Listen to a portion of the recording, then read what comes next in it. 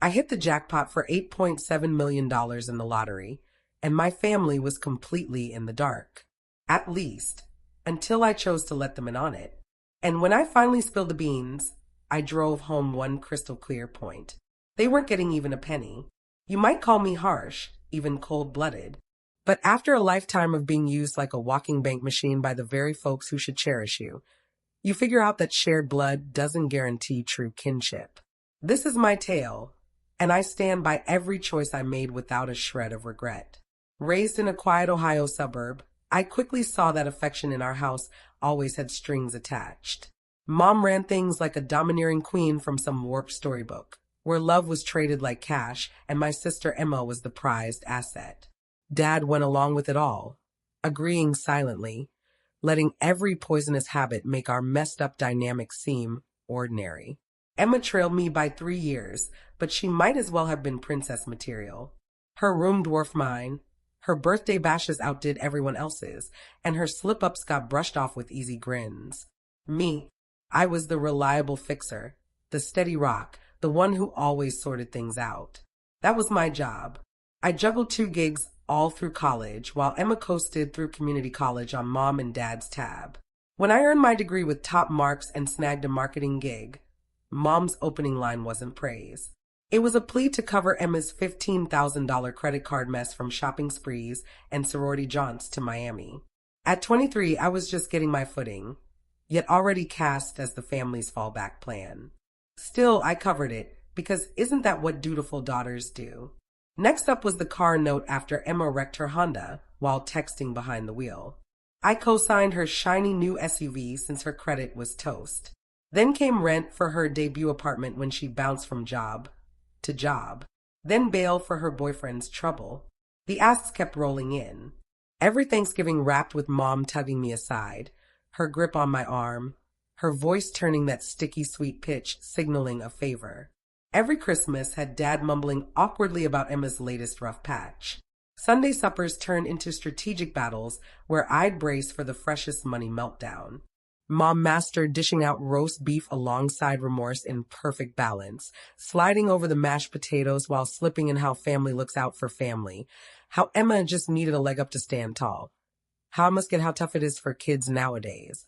I ached to yell that it had been brutal for me too, that I'd survived on instant noodles for months to cover rent, pulled all-nighters blending jobs with packed classes, scrapped and suffered to build a secure life without a single rescue from anyone.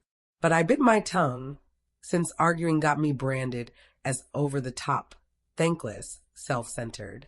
By 29, I'd forked over more than $60,000 to my relatives, $60,000 from my own sweat and grind, doled out bit by bit, nudged by one guilt ploy after another, and never once a real thanks, never once a check-in on my bank account, if it strained me, if I needed a hand. I was the family cash dispenser, and they kept pulling without glancing at the funds. It all flipped on a plain Tuesday night in March. I pulled into a gas station en route home for a quick coffee grab. The Powerball prize had snowballed for weeks, hitting $200 million. I never bought tickets, saw it as pointless, but something nudged me that day. Maybe fatigue. Maybe fate's nudge.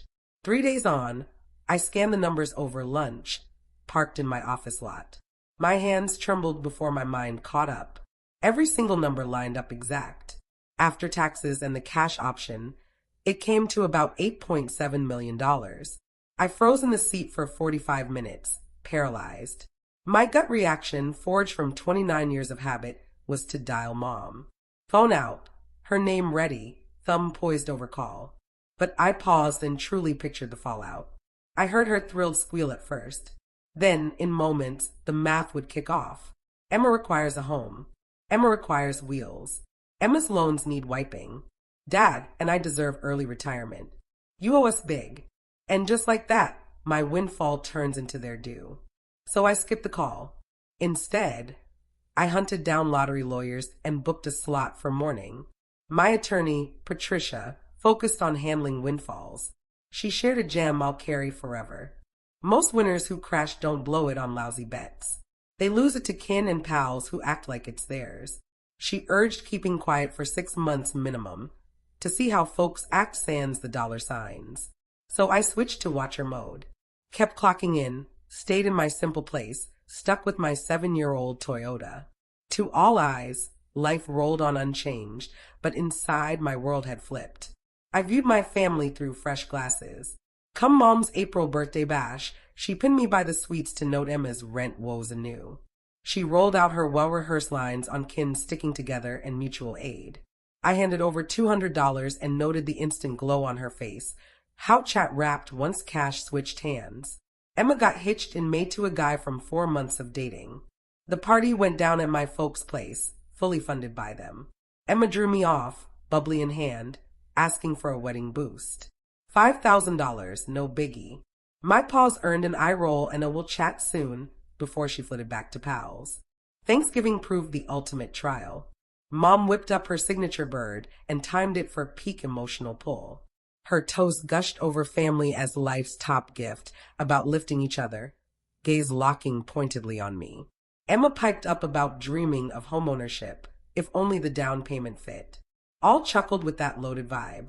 I grinned. I carved my turkey, and I studied them like a researcher eyeing samples. The longer I watched, the sharper it hit. My family didn't cherish me. They cherished my handouts. Spilling to them would wreck my life. So I zipped it and schemed. The call hit on a chilly January dawn, 9 months post-win. Mom's tone quivered, frail, far from her bossy norm. Stage 3 breast cancer diagnosis. Urgent surgery ahead. Coverage fell short. $30,000 for care. She was fading and begged my aid. My chest sank. Every urge yelled to wire funds now. But a flag waved. Perhaps those 9 months of watching honed my radar. Or the neat $30,000 drop before medical specifics. I said I'd ring back. Then I did the gut-wrenching but vital move. I rang her doc's office, said I was her girl, that she'd shared the cancer news. The desk gal puzzled, held, returned soft. Mom's checkup 2 weeks back was spotless. No cancer, no alert, no op lined up. Mom had faked cancer to squeeze cash from me. I absorbed that for 3 hours, riding waves of shock, fury, sorrow, landing on sharp truth. This defined her. I was through. I dialed back. My tone even cool, icy. I said I'd checked with her doctor. No cancer existed. Dead air. Then sobs, excuses, fresh spin. She'd mixed up the doc's words, fretted over bills broadly. I was heartless grilling my own mom. I said no more funds, ever, for any reason. ATM out of service forever. She wept, then raged. How dare I call her a liar? How dare I ditch kin?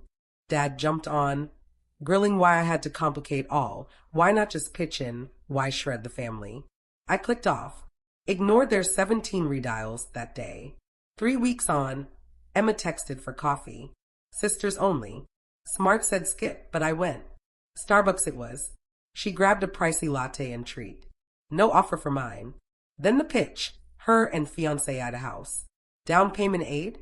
$200,000. Dropped easy, like lending a top. I'd always handled cash well. Surely stashed plenty. It'd mean the world. Vowed payback, though we knew zip. I eyed my sister, truly saw her. At 26, longest job under a year. Never footed her tabs. Never sorry for my gifts. And now this casual $200,000 grab. I said no. Flat no. Her vibe shifted. Sweet mask off, raw demand bare. I was greedy, she'd had it tougher. I'd been the folks' pet, which was nuts. I envied her ring. Her joy was sour and solo. I waited her out. Then rose, dropped $20 and bailed. 2 days later, parents summoned emergency family huddle. I nearly skipped, but intrigue pulled. Stepped into my old house to an ambush scene. Mom and Dad couch-bound. Emma in the chair, all stern and let down. Mom led. I was ripping us apart, mean and spiteful. Emma just sought aid, and I stonewalled from grudge. They taught me right. Kin aids kin. Dad droned on sacrifice, how they backed me always. Emma sobbed, victim role nailed. I took in the full show. Then quizzed their total take from me. Crickets. So I dropped it, $63,000. And their gifts to me? Not cash, but backing, credit, pure love, no strings. Quiet. Mom pulled her ace. If I skips his aid, if I wouldn't play family right, maybe I wasn't their girl at all. A weight lifted inside. I grinned, fine. If that's daughter terms, I'm no daughter. Chaos erupted, but I felt only ease. I let them rant 5 minutes. Then 7 words flipped it all. I won $8.7 million. Hush fell. Mom first, begging repeat. So I did. Lottery hit 10 months back. Kept hush on purpose. Watched, probed, and they flunked hard. Emma's look zipped from bafflement to scheming. She blurted fast, giggling uneasy, calling it fab news, how it fixed all. Listed sums, down payment, wedding, furnishings, fresh ride, perhaps pocket money monthly. Mom piled on, tears vanished, eyeing retirement, future meds, that longed for lake spot. Destiny's gift. God favored us. Dad bobbed, tallying his wants. I let it spill. Let them bare their souls. Then truth time. 0 shares. Not $1. Mine alone. After 10 months' view of their slights, the phony cancer Emma's bold asks, decades of exploitation, they'd earn no slice of my win. Eruption hit. Mom shrieked the cash was ours. I owed morally, was thankless and greedy. Emma hurled insults, wished me dead solo with my stash. Dad pushed shame, citing raise you costs, shelter given, like parenting earned compounded payback. I rose, said they'd hear zilch from me ever, and split. Phone buzzed pre-car. Text flooded, scores mixing sorry to scary. Blocked the trio, but onslaught grew. Distant kin rang, aunts, uncles, cousins long quiet, sudden family glue fans. The enablers swarmed. Blocked him too. Phone Patricia. In 48 hours, stop orders flew. New number, email, socials dark. Mom amped up. Pounded my door, stirred drama. Left evil, thankless, doomed notes. I got a no contact order. Judge stamped it quick. Relocated cities 3 months on. Teamed with planners for bulletproof will.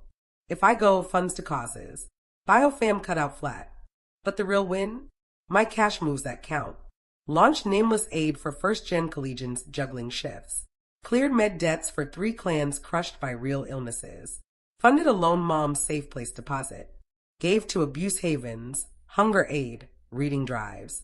Aided true needers, thankful sorts, no birthright claims. The fortune sparked huge good, just not for DNA sharers who felt owed. 1 year down. No ties to biofam guilt sting. Occasional old habits die hard. But fake cancer flashes. Emma's nerve. 3 decades prize for payouts only. Guilt evaporates. I've crafted fresh world with folks who value me plain. Dawn brings no doom. Calls spark no stress. Cash didn't snag joy. Limits did. If toxic kin or boundary fights hit you, drop your tail below. What did you do?